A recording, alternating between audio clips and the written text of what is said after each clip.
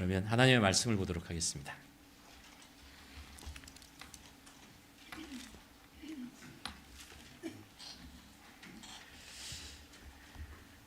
우리가 그동안 그 요한복음을 보았습니다. 사복음서를 이제 본 건데 예수님의 이제 행적을 쭉 보았죠. 그리고 예수님께서 마지막에 이제 십자가에 죽으시고 또 제자들을 만나고 승천하고 이런 내용들 있잖아요. 그 내용들을 이제 우리가 계속해서 묵상하면서 매일매일 이렇게 보았고요. 이번 주에 들어서 이제 사도행전으로 들어왔습니다. 사도행전 1장. 사도행전이니까 이제 사도 아시잖아요. 사도. 예수님의 12제자. 그들의 행전.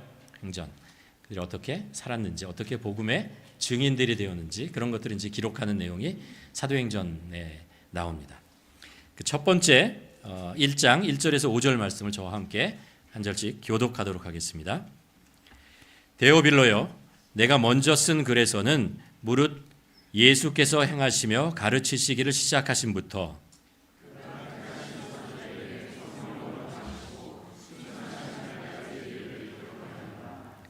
그가 고난받으신 후에 또한 그들에게 확실한 많은 증거를 친히 살아계심을 나타내사 40일 동안 그들에게 보이시며 하나님 나라의 일을 말씀하시니라.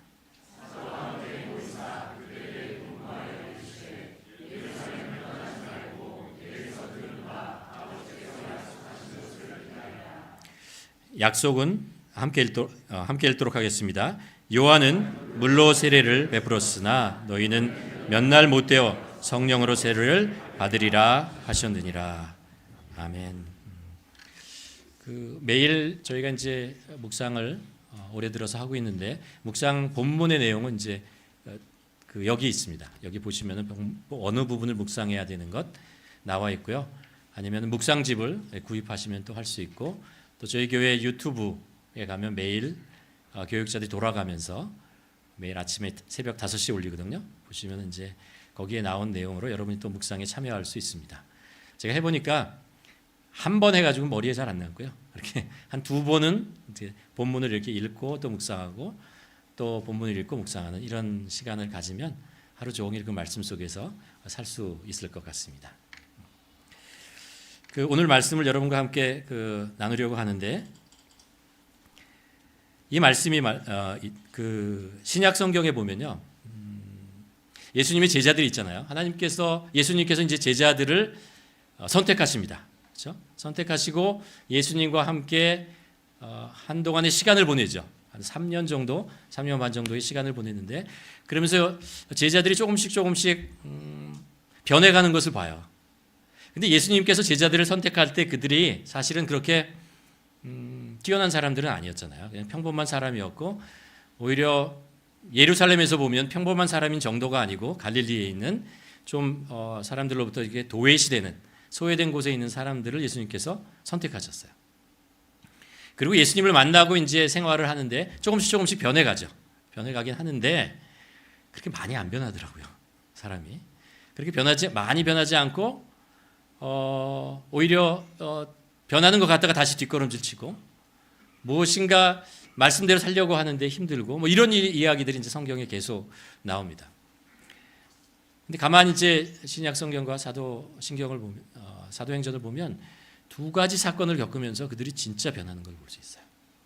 그들의 삶이 그 이전과 완전히 다른 그런 점프하는 그런 두 가지 사건을 보게 되는데 하나는 예수님께서 십자가에 못 박혀 죽으시는 거죠. 그들이 그동안 따랐던 예수님께서 십자가에서 죽으시는 장면을 보고 그들이 충격을 받죠. 충격을 받습니다. 사실 그들은 십자가의 의미가 그때까지 몰랐어요. 왜 예수님께서 십자가에 저렇게 죽으셔야 하는지를 잘 몰랐어요. 그러나 그들에게는 큰 충격이 되었습니다. 그리고 나서 얼마 지나지 않아서 3일이 지나서 예수님께서 부활하시는 것을 보죠. 그렇죠? 거기서 다시 한번 놀라게 됩니다. 예수님께서 제자들에게 계속해서 나타나셔서 40일 동안 제자들과 함께 지내면서 그들에게 이제 예수님께서 하신 말씀과 십자가의 의미와 이 모든 것들을 아마 제자들에게 가르쳐 주셨던 것 같아요. 제자들이 알게 되죠. 그러면서 예수님의 제자들이 예수님을 구원의 주로 고백하게 됩니다. 죄를 용서하시고 새 생명을 주시는 분이라는 것들을 고백하게 되고 하나님의 자녀, 됩니다.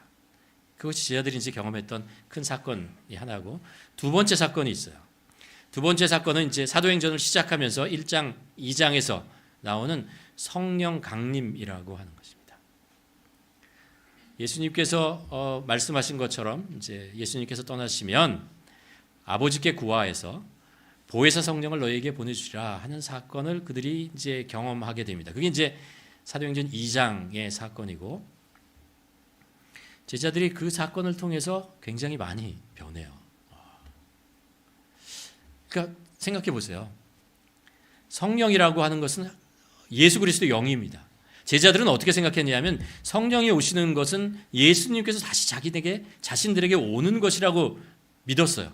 그들은 예수님과 생활했기 때문에 예수님께서 약속하신 또 다른 보혜사가 오신다는 것이 예수님께서 오시는 것이고, 예수님께서 오실 뿐만 아니라 그들의 안에 내주해 질 것이고, 안에 내주해 계시는 것뿐만 아니라 영원히 그들과 함께 하신다는 것에 대한 믿음을 가지고 있었어요. 기대했습니다. 그리고 그 사건이 일어났고, 그 사건은 제자들의 삶에 큰 변화를 일으키죠.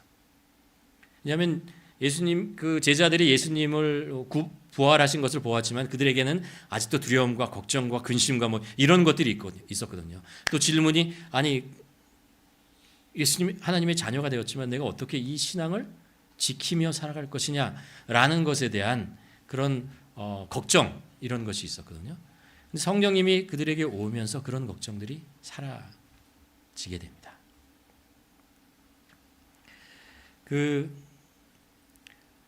성령님께서 임하시면 역사하시는 것이 있어요. 성령님께서 역사하는 영역이 있는데 우리가 보통 세 가지가 있다고 하죠. 하나는 구원의 영역이고, 또 하나는 성화의 영역이고, 또 하나는 봉사의 영역, 세 가지가 있습니다. 구원의 영역이라고 하는 것은 성령으로 거듭나리라 라고 말씀하신 것처럼 우리가 예수 그리스도의 십자가 있잖아요.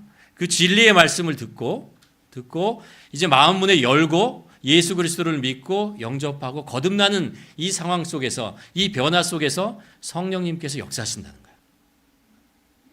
내가 내 힘으로 고백하는 것 같고 내 스스로 그 진리의 십자가의 은혜를 깨달은 것 같지만 그렇지 않다는 거예요.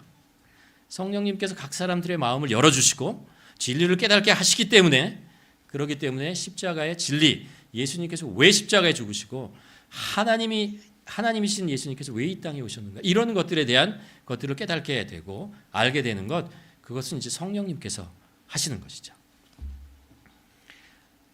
두 번째는 성화라는 것입니다. 이제 예수 그리스도를 믿고 살아가는 과정 속에서 하나님께서 거룩하신 것처럼 거룩해지는 과정을 겪게 되잖아요. 그런데 이 거룩해지는 과정 속에서 예수 그리스도를 닮아가도록 우리 삶을 인도하시고 훈련시키시고 이끄시는 분이 계시다는 거예요. 그분이 누구라고요? 성령님이시라는 거예요. 그게 성령님께서 우리 안에 오신 이유이죠. 그래서 갈라디아서 5장에 보면 그렇게 얘기하잖아요. 성령의 열매라는 것을 얘기하잖아요. 성화되는 과정에 맺혀지고 있는 성품을 성령의 열매라고 표현을 합니다. 그러니까 성령님이 안에 계시기 때문에, 우리의 내주하시기 때문에 일어날 수 있는 그런 현상이죠. 그게 이제 성화라는 것이고, 또 하나 있어요. 우리가 사도행전에 보면 성령님께서 임하시면요, 성령님께서 어떻게 임하시냐면 권능으로 임하신다고 얘기했어요. 능력으로 임하신다고 얘기했습니다. 사도 바울은 은사에 대한 이야기를 합니다. 그러니까 성령님께서 우리 안에 임하시면서 우리의 능력과 우리의 힘으로 할 수 있는 것 이상의 것을 우리가 경험하게 된다는 거예요. 할 수 있게 된다라고 하는 것입니다. 예수님께서 요한복음 16장에서 말씀하신 것처럼 너희가 내가 할 일을 하게 될 것이고 또 나보다 더 큰 일을 하게 될 것이다 라고 말씀하셨던 것이 무슨 의미인지, 그것이 가능하다라는 것이 성령님이 그 안에 계시기 때문에 이루어진다는 것을 그들이 경험하게 되는 것입니다. 그러니까 이게 우리 안에 세 가지가 있어야 돼요. 세 가지가 있어야 되는데, 하나는 구원이라고 하는 것이고 성령님이 거기서 역사하셔야 되고, 우리를 성화, 거룩해 하시는 성령님의 역사가 있어야 되고, 우리를 그 하나님의 능력, 하나님이 주신 능력으로 살아갈 수 하게 하는 권능, 우리의 지혜를 주시고 믿음을 주시고 이런 성령님이 계셔야 된다. 것이라는 것을 알 수 있습니다. 근데 이제 우리가 경험하고 있는, 우리가 이제 보통 교회를 통해서 경험하는 것을 가만 보면요, 교회들이 이제 교단이라는 것이 있습니다. 그렇죠? 교단이라는 것이 있는데, 교단 중에서 특별히 이 십자가의 진리, 복음, 구원, 이것을 강조하고 말씀, 이것을 강조하는 그런 교단이 있어요. 어디일까요? 장로교죠. 장로교, 말씀 있잖아요. 그것으로 이제 중요시 여기고 십자가의 복음, 이런 진리에 대한 이야기를 하는 것입니다. 또 가만 보면 교단 중에서 성화, 거룩해 하는 것, 이런 것들을 강조하는 또 교단이 있어요. 어디냐 하면 감리교, 기독교, 아니 감리교, 성결교, 그런 거죠. 이름도 성결교잖아요. 감리교. 그렇습니다. 또 다른 교단은요, 어떤 성령을 받고 있잖아요. 불을 받고 은사, 뭐 이런 것들을 강조하는 그런 교단이 있어요. 어디죠? 순복음, 펜타코스탈, 이쪽이죠. 어느 게 맞을까요? CNM이에요? 우리 교단? 세 개 다 맞아요. 왜냐하면 그게 다 성경에 나오는 것이기 때문에 그렇죠. 그렇죠? 그러니까 이게 뭐냐면 다 중요하다라는 거예요. 이게 균형을 맞춰야, 그래야 비로소 우리가 그리스도인으로 살 수 있고 교회라고 하는 공동체가 건강해질 수 있다라는 것입니다. 그렇죠? 그 교단이 그렇게 되었던 것은 그만한 시대적인 배경이 있어요. 배경 때문에 그런 것이고, 그래서 그것이 강조되어 말 수밖에 없는 상황 속에서 이제 성령님께서 그렇게 역사하신 거죠. 우리가 살아가는데 이 진리의 말씀에 대한 아주 분명한 이해와 확신을 갖는 것 중요합니다. 또 그것으로 끝나는 것이 아니고 우리의 삶을 거룩해 하는 것 있잖아요. 예수 그리스도를 닮아가는 것 있잖아요. 그것에 대해서 우리가 계속해서 성령님을 의지하고 살아가는 것 필요합니다. 그리고 또한 이것이 우리 안에, 성령님께서 우리 안에 능력으로 임하셔서 잃어버린 영혼을 불쌍히 여기고, 그리고 하나님께서 나에게 주신 일들을 정말 온 힘을 다해서 그것에 순종하고 충성하고 이루어가고, 그것이 나의 힘이 아니고 성령님의 인도하심을 따라서 성령님의 능력을 의지해서 해나가는 것, 이런 것이 필요하다는 것입니다. 만일 여러분 우리의 삶에 자신을 보았을 때 그 중에 어느 부분이 정말 내가 좀 약한 것 같다, 아니면 어느 쪽에 치우쳐 있는 것 같다라고 생각한다면 한번 성령님을 우리가 말씀 속에서 다시 한번 찾아보고 성령님이 나에게 삶의 균형을 맞춰가도록 기도하는 것, 그것이 필요합니다. 요한복음으로부터 이제 다시 말씀으로 돌아가면 사도행전으로 우리가 들어가면요, 이 복음이 사도들과 그리스도인을 통해서 세계 속으로 이렇게 퍼져나가는 어떤 동력이 되는 사건, 그것이 바로 성령이라는 것을 우리들에게 가르쳐 주고 있습니다. 성령님이 우리 안에 오셔서 제자들을 충만케 하시고, 성령으로 있잖아요, 지혜를 주시고 능력을 주시고, 그리고 담대하게 복음을 전하게 되는 그런 사건을 우리는 보고 있습니다. 우리가 주님의 몸된 교회를 섬기려면요, 성령님의 능력이 있어야 돼요. 성령님의 능력을 의지하지 않으면 보나마나 그렇죠. 나의 능력을 의지할 수밖에 없죠. 그러다 보면 힘들고 어려운 상황 속에 있습니다. 왜냐하면 우리의 능력이라는 게 예수님의 그 비유처럼 오병이어 정도밖에 안 되잖아요. 물고기 5마리, 물고기 2마리, 떡 5개 정도, 나 혼자 배부르고 내일 하나 감당할 정도의 밖에 능력이 안 돼요, 우리는. 그렇잖아요. 그런데 이게 주님의 손에 올려졌을 때, 그럴 때 5,000명을 먹이고도 남은 그런 역사가 일어나는 거잖아요. 그게 하나님을 의지하고 하나님의 능력 속으로 나를 드리는 것이죠. 그럴 때 비로소 하나님의 능력이 나타나는 것이고, 그것을 보니까 우리가 풍성해지는 것이고 감사할 수밖에 없는 것이죠.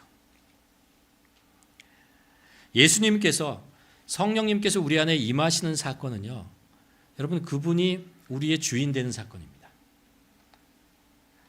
우리가 십자가의 은혜를 알고 그것을 고백하면서 우리가 예수 그리스도를 구주라고 고백하잖아요. 구원의 주라고 고백을 하는데, 성령님께서 우리에 오면서 우리는 무엇을 고백하게 되냐면 그 주님께서, 예수님께서 우리의 주인 되신다는 것을 비로소 우리가 고백할 수 있어요. 성령님께서 우리에게 그것을 알려주시기 때문에 그렇습니다. 그렇게 사는 것이, 그렇게 내가 주인이 아니고 예수 그리스도가 나의 주인이 되어 사는 것이 내가 제대로 살 수 있는 길이라는 것을 깨닫게 되기 때문에 그래요. 사도행전에 보면 어떤 사건이 하나 기록되었냐면요, 사마리아의 그 마술사 시몬에 대한 이야기가 나옵니다. 시몬이라는 사람이 사마리아에 사는 사람인데 마술사였어요. 마술을 하면서 사람들에게 놀라운 권능을 행합니다. 어떤 건 잘 모르지만 사람들이 그걸 보고 화들짝 놀라고, 와, 저 사람은 뭔가 특별한 능력이 있어 라고 생각하고 그 사람들에게 자꾸 뭘 바쳐요. 돈을 바치고, 그래서 부자가 되고 힘을 얻고 사람들로부터 뭐 인정을 받고 이런 사람이었어요.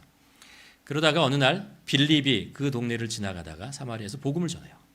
예수 그리스도의 십자가에 대한 이야기를 하고, 그리고 생명에 대한 이야기를 하고, 하나님의 나라에 대한 이야기를 하니까 많은 사람들이 그를 따르게 되었습니다. 시몬도, 마술사 시몬도 그 얘기를 들으니까 거기에 와, 그렇구나 라고 해서 믿게 되었어요. 진짜 믿었는지 잘 모르겠어요. 아무튼 믿게 되었어요. 그리고 나서 이제 예루살렘으로부터 베드로와 제자들이 와서요, 그 믿은 사람들에게 안수기도를 해줬어요. 안수기도를 하는데 그때 성령님이 임하시는 놀라운 그런 그 상황을 경험하게 되었습니다. 그리고 옆에서 보고 있던 마술사 시몬이 놀란 거예요. 나는 저런 걸 하지 못하는데 저렇게 기도하고 성령이 임한다니까 저런 놀라운 일이 생기는구나 라고 해서 어떤 생각을 하게 되냐면, 나도 저 능력을 사야겠다, 가져야겠다 라고 생각합니다. 그래서 제자들에게 가서, 베드로에게 가서 조용히 가서요, 주머니에서 뭐를 꺼내요. 이렇게 꺼내가지고 이렇게 건네주면서 나에게도 그 능력을 좀 주십시오, 나에게 팔아달라고 얘기를 해요. 완전히 잘못 생각하는 거죠. 성령님은 능력이나 권능이 아니십니다. 성령님은 하나님이십니다. 하나님과 동등된 분이시래요. 우리가 능력을 행할 수, 성령이 임하시면 능력을 행할 수 있는 것은 그 하나님이 우리 안에 오셨기 때문이고, 그분이 우리의 주인 되었기 때문에, 그래서 하나님의 권능이 우리 안에서 나타나는 거예요. 마치 이런 것이죠. 여러분 주머니에다가 아주 밝은 빛을, 전구를 치면 한번 플래시라이트를 딱 집어넣으면요, 비쳐요. 여기서 그렇잖아요. 옷이 비쳐 나간다고요. 그게 나에게 빛이 있어서 나가는 게 아니에요. 내 안에 그 밝은 빛이 들어왔기 때문에, 그래서 그것이 나타나는 것이고, 그 빛이 세상으로 나가는 것뿐만 아니라 나에게도 영향을 줘요. 나도 밝아지는 거죠. 나의 심령도 밝아지는 것이죠. 그게 바로 성령님께서 우리에게 임하시는 사건이다라는 것입니다. 오늘 말씀에 다시 한번 조금 더 들어가면요, 이렇습니다. 2장에 가면 우리가 잘 아는 성령님께서 강림하는 장면이 나와요. 성령님께서 이제 처음으로 임하시는 그런 장면이 이제 제자들에게 처음으로 임하는 장면이 나오는데, 이제 2장을 보기 전에 우리가 1장을 좀 봐야 돼요. 왜냐하면 이게 어떤 상황에서 성령님이 임하신 것인지 라는 것을 우리가 좀 볼 수 있거든요. 이 1장에서 어떤 것들이 일어났길래, 어떤 준비 과정이 있었길래 성령님께서 임하신 거야 라는 것들을 우리가 한번 살펴볼 수 있습니다. 성령님은요, 하나님이시기 때문에 우리가 뭐 이렇게 명령할 수가 없어요. 성령님을 어떻게 끄집어 내려서 내 안으로 들어오게 할 수가 있는 게 아니에요. 그러나 하나님께서는요, 준비된 심령에게 선물을 주세요. 은혜를 주시고 복을 주십니다. 그러니까 성령님이 임하시는 사건도 마찬가지예요. 제자들이 1장에서 그 전부터 1장에서 준비된 것이 있었기 때문에 때가 참에 예수 그리스도가 이 땅에 오신 것처럼 준비가 된 그 제자들의 심령 속에 성령님께서 오신 거예요. 그 사건, 그것이 무엇인가를 한번 살펴볼 필요가 있습니다. 우리가 먼저 처음에 살펴보는 것은 우리가 잘 아는 대로요, 성령님은 하나님이 주신 약속이라는 확신을 가지고 있었어요. 확신이에요. 확신이 가져야 됩니다. 요엘서 2장 8절에 보면 요엘 선지자를 통해서 하나님께서 나의 영을 부어주시겠다고 말씀하셨어요.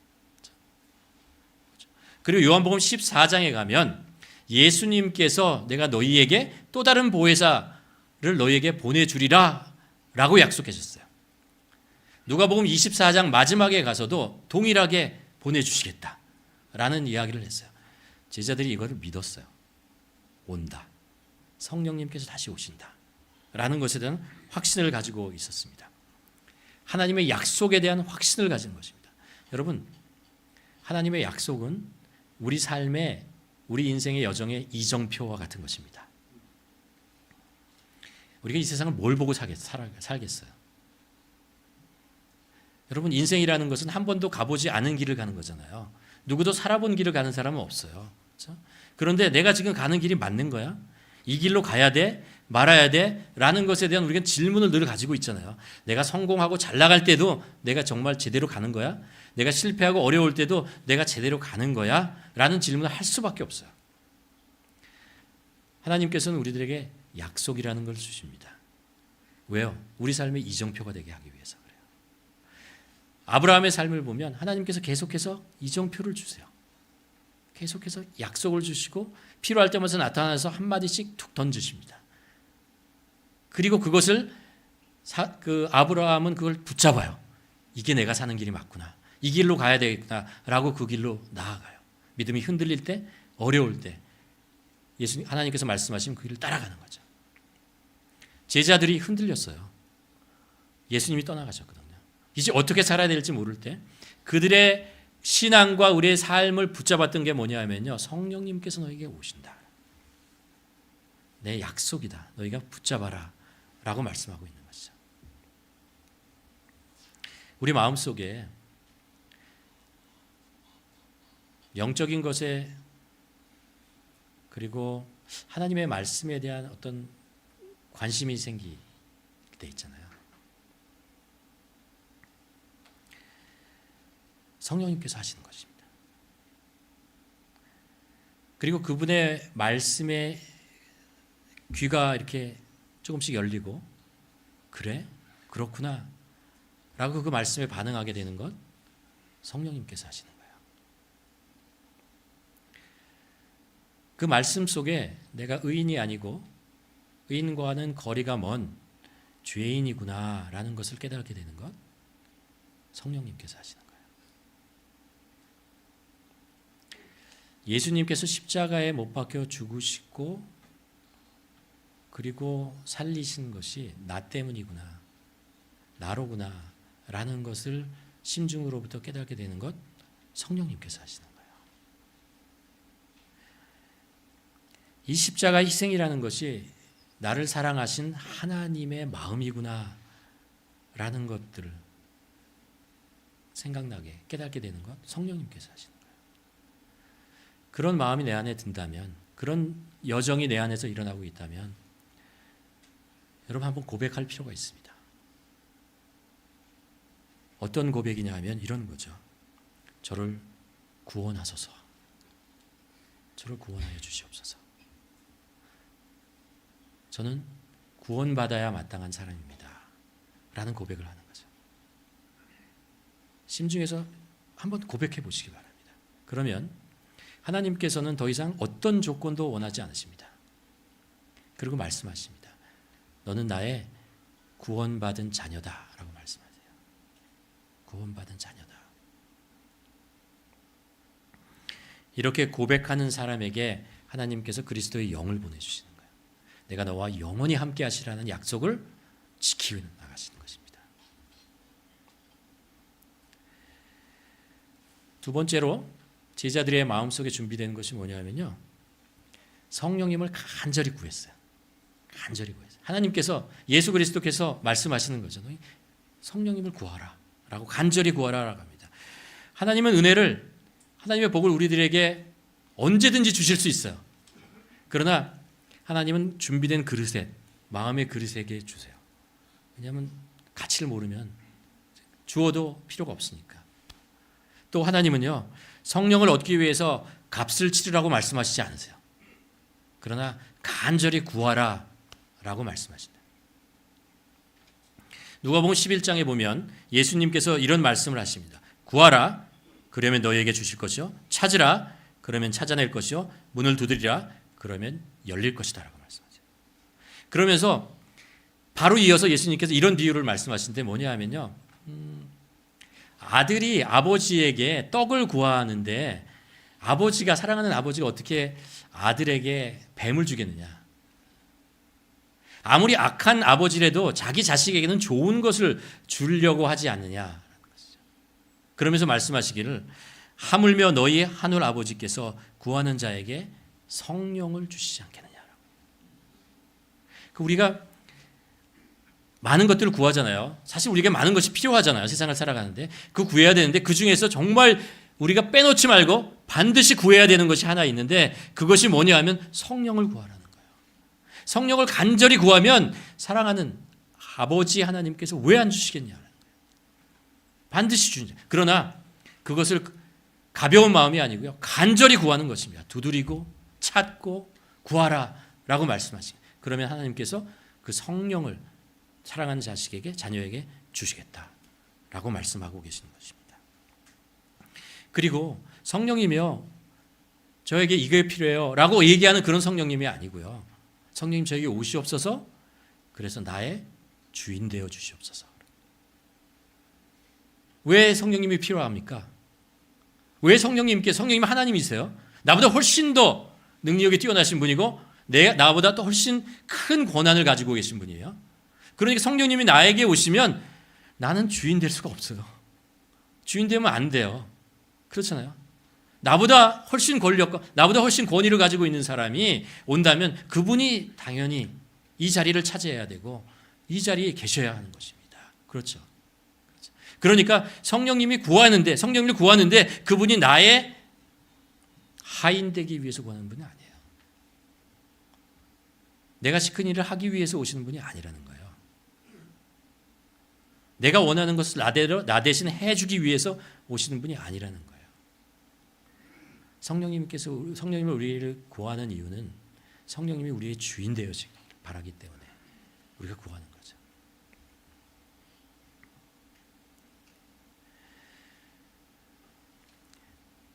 또 하나, 세 번째로요, 뭐라고 얘기하냐면 기도하라라고 말씀하시면서 기다리며 기도하라라고 합니다. 누가복음 24장 49절에 보면 예수님께서 이런 말씀을 하시죠. 볼지어다 내가 내 아버지께서 약속하신 것을 너희에게 보내리니 너희는 위로부터 능력으로 힘이 입혀질 때까지 이 성에 머물라. 가만 기다리라 라고 말씀하십니다. 그래서 그 다음에 이제 사도행전에 보면 120명의 문도들이, 제자들이 기도하며 기다립니다. 사실 언제 올지 모르는 성령님을 기다리는 일을 하게 됩니다. 이 기다림이라는 것은요, 사실 여태부터 시작한 게 아니에요. 성령에 대한 이야기는 하나님의 영이 이 땅에 오신다라고 말씀하시는 거는요, 사실 요엘서부터 시작되는 거잖아요. 요엘서는 길게 잡으면 한 800년 전에 있었던 약속입니다. 800년 전부터 그들은 기다려왔어요. 오랜 시간들을 기다려왔다는 것입니다. 여러분, 신앙의 여정에서 기다림이라는 것은 우리의 신앙에 깊이를 더해줍니다. 기다림이 없으면 우리의 신앙은 얕아져요. 얇아져요. 여러분, 자녀를 키울 때도 기다림 없이 그들이 원하는 것을 금방금방 줘보십시오. 어떻게 되나? 아이들이 얕아져요. 절대 그러면 안 됩니다. 수고하지 않고 기다리지 않는 것을 주면은 아이들의 인생이 얕아집니다. 얕아진다는 것은 뭐냐면 잘 흔들린다는 거예요. 내가 원하는 것이 오지 않았을 때 금방 흔들려 보여요. 금방 패닉 상태에 봐요. 금방 상처받고 금방 쓰러져 버립니다. 그렇게 하면 안 되죠. 하나님께서는 아시기 때문에 좋은 것을 주시기 전에 늘 기다림이라는 것, 그 시간을 통해서 우리들에게 주십니다. 왜냐하면 그 시간을 통해서 하나님이 주시는 것의 복의 가치를 깨닫게 되기 때문에 그렇죠. 아브라함에게 말이죠. 다른 여느 때 사람들과 같이 결혼하고 한 1년 후에 자식을 갖게 된다면 그 이삭을 이렇게 얘기했을 거예요. 내 자식이라고 얘기했을 거예요. 근데 25년의 시간을 거치고 그것이 하나님에게 주신 것이라는 것을 알았기 때문에 아브라함은 이삭을 하나님의 복이라고 했어요. 하나님이 주신 복이라고 얘기했어요. 이스라엘 백성들이 이집트에 나와서 가나안 땅으로 이렇게 가잖아요. 가나안 땅에 가는 것 사실 한 달밖에, 빨리 가면 3주면 갈 수 있는 길이에요. 그러나 그들이 40년 동안 그 길을 돌면서 기다리면서 그곳에 도착했을 때 그들의 입에서 얘기하죠. 이것은 하나님께서 우리 민족에게 주신 약속의 땅이다라고 고백하는 거예요. 하나님께서 주셨다라는 거예요. 다윗이 왕의 아들로 태어나서 당연히 대불림 받은 왕이 되었다고 하면은 왕의 가치를 몰랐을 거예요. 그리고 그가 가르치는 백성들을 향해서 이렇게 얘기했을 거예요. 내 백성, 내 것, 너희는 나를 섬겨야지. 그러나 하나님은 다윗을 왕으로 세우기 위해서 그를 일개 목동으로 나게 하시고, 목동일 뿐만 아니라 그 속에서 왕이 되는 과정에서 10여 년 동안 고생하고 광야를 다니고, 그리고 나서 그 상황 속에서 왕이 되었어요. 이스라엘의 왕이 되었어요. 그래서 그는 다윗은 고백합니다. 이것은 하나님의 백성입니다라고 고백하는 거예요. 하나님의 백성이다라고. 그 기다림의 시간이 내 것이 아니고 하나님의 것이라는 것을, 하나님의 가치를 가지고 있는 것이라는 것을 알려주는 거죠. 이 제자들도 그랬습니다. 기다림의 시간 동안에 이 성령님께서 누구냐? 하나님이십니다. 하나님이 우리를 살리시기 위해서, 우리를 정말 별 볼 일 없는 우리들, 지금도 두려움과 걱정과 근심 속에 살아가고 있는, 지금도 어려움 속에 이것을 헤쳐나갈 능력이 없는 우리들을 살리기 위해서 주시는 하나님, 우리에게 오시는 그 하나님이십니다 라는 것을 아는 거죠. 그 기다림이 없었으면 그들은 몰랐을 거예요. 또 네 번째로요, 이들은 성령님이 오시는 것을 기다리고 기도하는 동안에 그 마음속에 가졌던 마음이 뭐냐면 두려움이었어요. 두려움이었어요. 왜 두려움이 그들에게 찾아오냐면요, 성령님이 하나님이라는 것을 알았어요. 예수님께서 그렇게 말씀해 주셨고요. 이스라엘 백성들은 정말 좋은 신앙 하나 가지고 있었는데 뭐냐면요, 죄 많은 인간이 거룩하신 하나님 앞에 나가면 어떻게 된다고요? 죽는다는 거예요. 죄 많은 인간이 거룩하신 하나님 앞에 나가면 죽는다는 거예요. 그런데 그 거룩하신 하나님이 나에게 와요. 내 안에 오신다고요. 이것은 제자들에게 기쁜 소식이기도 하고 두려운 소식이기도 합니다. 아니, 거룩하신 하나님이 죄 많은 내 영혼, 나 안에 오셔서, 내 안에 오셔서 내 인생 쓰고 오셔서 나와 영원히 함께 계시면 나는 그것을 어떻게 감당하겠냐. 제자들은 두려웠어요. 그래서 그들이 한 것이 뭐냐면 회개라는 거예요. 죄에 대한 회개를 하는 것입니다. 하나님이, 그리스도의 영이 내 안에 거하기에는 내가 죄인입니다라는 것을 깨닫고, 나는 죄인입니다, 이 죄를 용서하여 주시옵소서. 그 기다리는 동안 끊임없이 자기 안에 있는 더러운 것, 부정한 것, 이런 것들을 하나하나 털어내는 거죠. 걸러내는 것, 씻어내는 과정입니다. 그리고 그들은 그 과정 속에서 한 가지를 깨닫게 됩니다. 깨닫게 되는 게 뭐냐면요, 가롯 유다예요. 사도행전 1장 17절에서 이렇게 얘기합니다. 이 사람은 본래 우리 수가, 가롯 유다입니다. 가롯 유다 이 사람은 본래 우리 수 가운데 참여하여 이 직무의 한 부분을 맡았던 자라라는 것입니다. 참된 신앙이라고 하는 것은, 하나님 앞에 쓰는 참된 신앙이라는 것은 뭐냐면요, 그 앞에서 자신의 죄를 깨닫고 고백하는 거죠. 그러나 거기에서 머물지 않고 내가 속한 공동체의 죄를 볼 수 있는 사람입니다. 그리고 그것에 대해서도 회개하는 거예요. 이기심은 죄입니다. 이기심은 하나님이 제일 싫어하는 죄입니다. 우리가 저 사람은 죄인이야 라고 말하는 것에 두 가지 반응이 있어요. 두 가지 마음의 자세가 있어요. 하나는 저 사람은 죄인이야, 그렇지만 나는 죄가 없어, 나는 의인이야 라고 생각하는 거죠.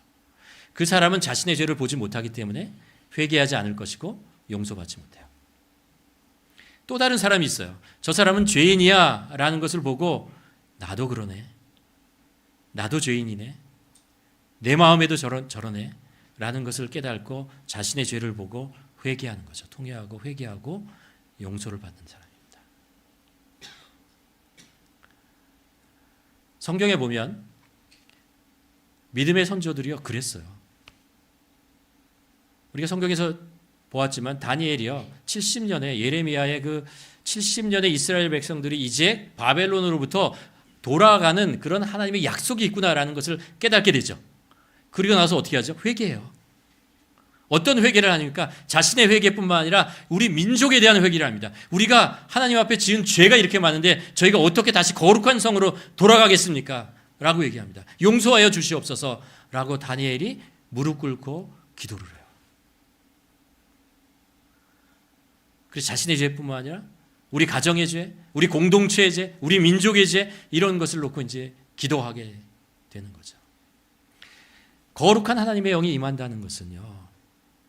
우리 안에 죄가 훤히 보인다는 거예요. 숨길 수가 없는 상황이 된다는 거예요.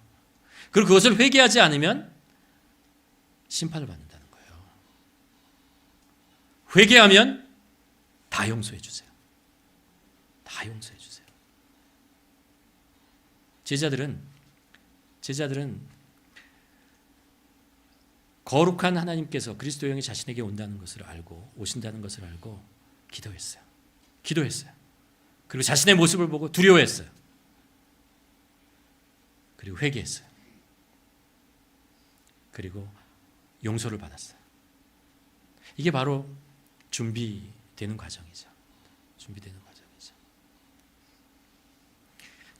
정리해 보겠습니다. 여러분,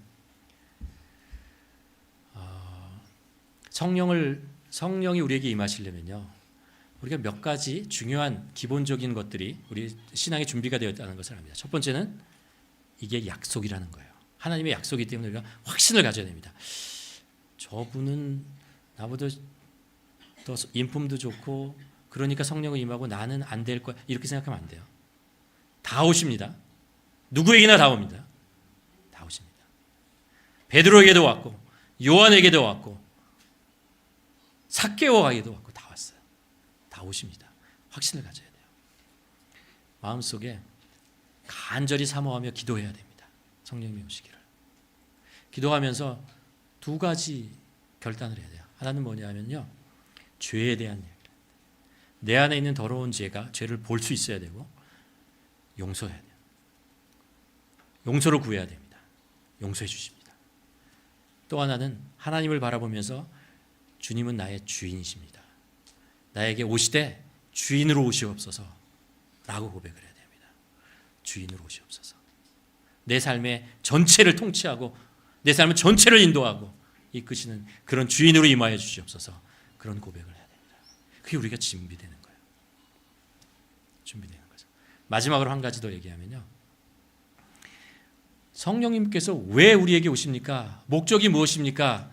라는 것을 성경이 우리에게 너무나 분명하게 얘기하고 있습니다. 사도행전 1장 8절에서 보면 뭐라고 얘기하죠? 성령이 너에게 임하시면 어떤 일이 일어나요? 권능을 받는다고 얘기했어요. 그분이 우리의 주인 되시니까 성령님의 권능의 능력이, 지혜가 우리의 삶 속에 나타나기 시작하는 겁니다. 그런데 그래서 어떤 거죠? 그렇게 되면 우리들이 온 유다와 사마리아와 땅끝까지 이뤄 예수 그리스도의 증인이 된다고 했어요. 성령님께서 우리에게 임하시는 그 이유는, 목적은 뭐냐면 우리의 유익을 위해서, 아니 우리의 필요를 채워주기 위해서 이런 것, 물론 그런 것도 하시지만 그것이 목적은 아니라는 거예요.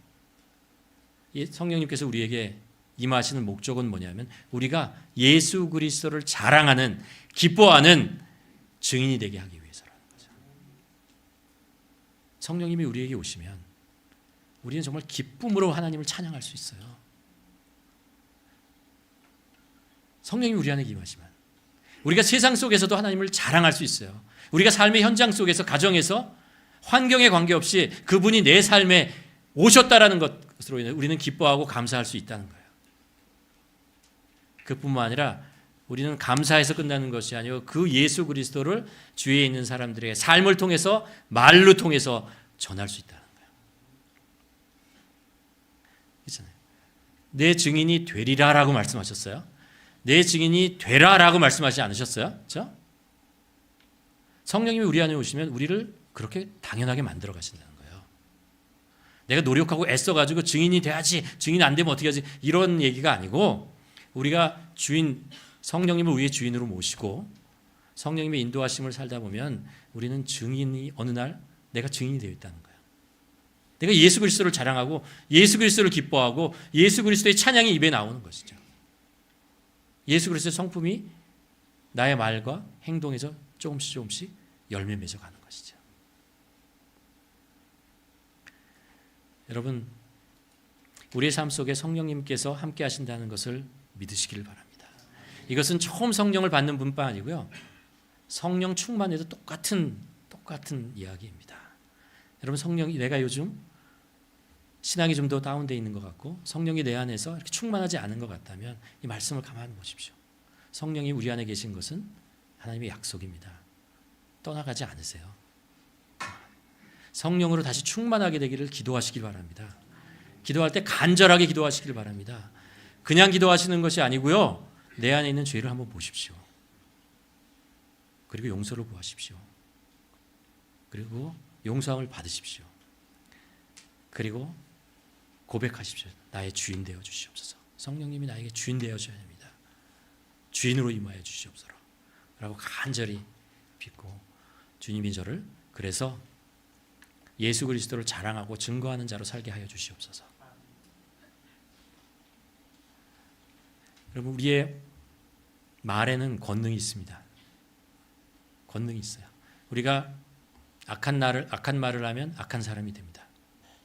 다른 사람을 저주하고 미워하는 말을 하면 저주하고 악한 자가 됩니다. 사람을 축복하고 사랑하는 말을 하면 사랑하는 사람이 돼요. 우리가 기도하면서 주님, 저의 주인 되어 주시옵소서, 성령님 제 안에서 주인 되어 주시옵소서 라고 고백하면 성령님께서 우리 안에 주인이 되십니다. 믿으시기를 바랍니다. 저의 주인 되어 주시옵소서. 여러분, 기도할 때 성령 충만을 구하며 주님, 저의 삶의 주인 되어 주시옵소서. 주인으로 저에게 임하시고 저의 삶의 인도자 되게 하여 주시옵소서. 그럴 때 나도 모르게 내 안에 성령님께서 일하십니다. 살아나십니다. 역사하십니다. 나를 소생케 하십니다. 그런 성령님의 충만함으로 살아가는 우리 모두가 되기를 주님의 이름으로 축원합니다. 기도하시겠습니다. 이 시간 함께 기도했으면 좋겠습니다. 고백했으면 좋겠습니다. 주님, 성령님 저에게 임하여 주시옵소서. 성령님 저에게 저를 충만하게 하여 주시옵소서. 간절히 구했으면 좋겠습니다. 그리고 기도하며 그 속에 성령님이 우리에게 보여주시는 죄가 있다면 용서를 구하십시오. 주님을 나의 주인으로 고백하시길 바랍니다. 그리고 내가 주님을 자랑하고 기뻐하고 예배하고 증거하는 자로 살겠습니다. 성령님 제 안에 주인으로 임하여 주시옵소서. 함께 고백하며 결단하며 기도하시겠습니다.